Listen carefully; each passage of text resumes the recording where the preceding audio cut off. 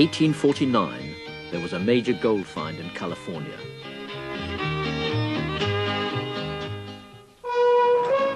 Tens of thousands of people trekked across a whole continent to make their fortunes.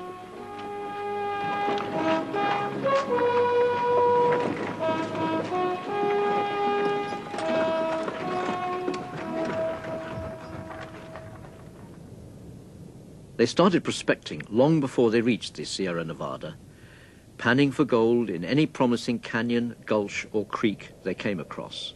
In a cavern, in a canyon, excavating for a mine, lived a miner, 49er, and his daughter Clementine. Oh, my darling, oh, my darling. Oh, as they worked upstream, they would eventually cross the outcrops where gold was being washed out into the sediments.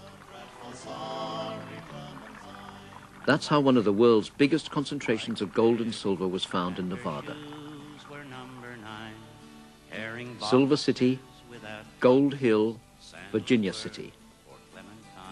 Thousands swelled the mining camps that would produce over $400 million worth of precious metal. Miners from all over the world came here to share in the bonanza. oh, my darling, oh, my darling, oh, my darling Clementine, thou art lost and gone forever, dreadful sorry Clementine. The metals were in a system of hydrothermal veins, which came to be known as the Comstock Lode. This simplified map shows the mineralized zone, about 6 kilometers long and up to 300 meters wide. And here's a diagrammatic cross-section. Hydrothermal fluids used a steeply dipping fault as a channel to the surface. The fluids also spread along subsidiary faults and fractures in the volcanic rocks next to the main fault. As they cooled, the hydrothermal solutions formed mineral veins rich in gold and silver. Virtually all of these veins were intersected by the early miners. Their adits into the hillsides can be seen everywhere.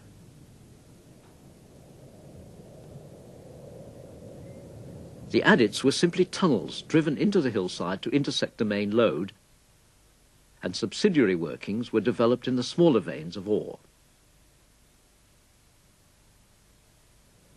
The whole area was riddled with adits.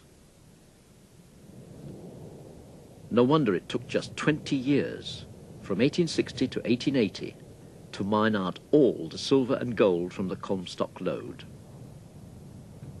The ore deposit was formed 12.5 million years ago. To understand what was going on, we need to go to a modern hydrothermal system and see how it works. At many places in Nevada, you find hot springs. These are places where present-day hydrothermal solutions reach the surface from hot aquifers underground. If the aquifers are big enough and hot enough, the steam and hot water can be used to drive turbines to generate electricity in geothermal power plants. Here's a fumarole, where steam escapes to the surface. And this is a vent of an extinct hydrothermal system.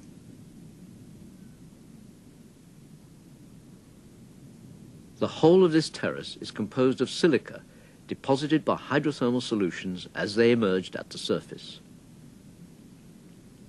The plumbing arrangement in all hydrothermal systems is a complex network of fractures reaching from the aquifer to the surface. Here is a small part of such a network in an ancient system. The fractures have long ago been filled with veins of silica. When you see colored rocks like these, you can tell that the rocks have been altered by the passage of hydrothermal fluids through them. The hot, watery fluids are highly corrosive and exchange elements with minerals in the rocks, bleaching and discoloring them. One of the most obvious signs of hydrothermal activity is the red colors produced by weathering and oxidation of iron deposited by hydrothermal solutions. So, not surprisingly, the Comstock Lode is surrounded by a broad zone of alteration. which is seen at the surface nowadays in all these white, pink and red rocks.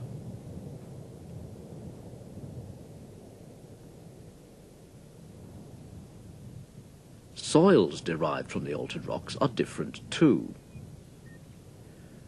Unaltered ground has a rich diversity of plant species, but only a few species live in soils found above the hydrothermally altered rocks.